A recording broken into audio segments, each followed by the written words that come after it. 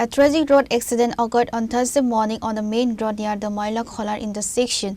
A cyclist identified as Deepak Dev demised after being struck and crushed by a goods vehicle bearing registration number DR01BB1810. Upon receiving the report, local police and Corporator Pradeep Chanda arrived at the scene to oversee the situation.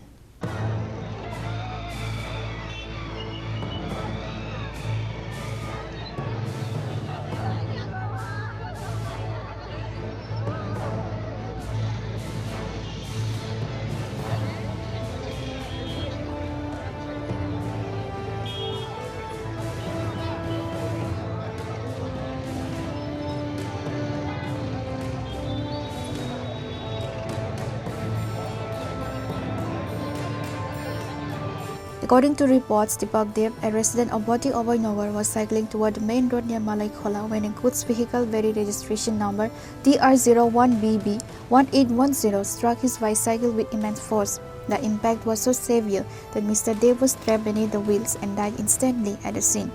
Local residents acted swiftly to intercept the vehicle and apprehended the driver, who was subsequently handed over to the police for further investigation. সকালবেলা একটা ওই আমাদের এলাকারই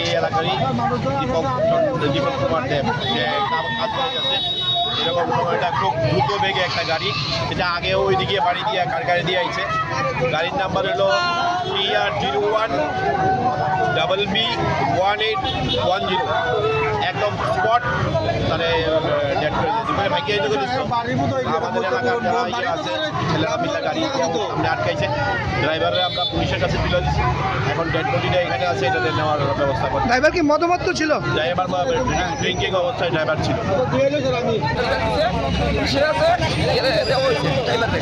driver মদমত্ত অবস্থায় ছিল।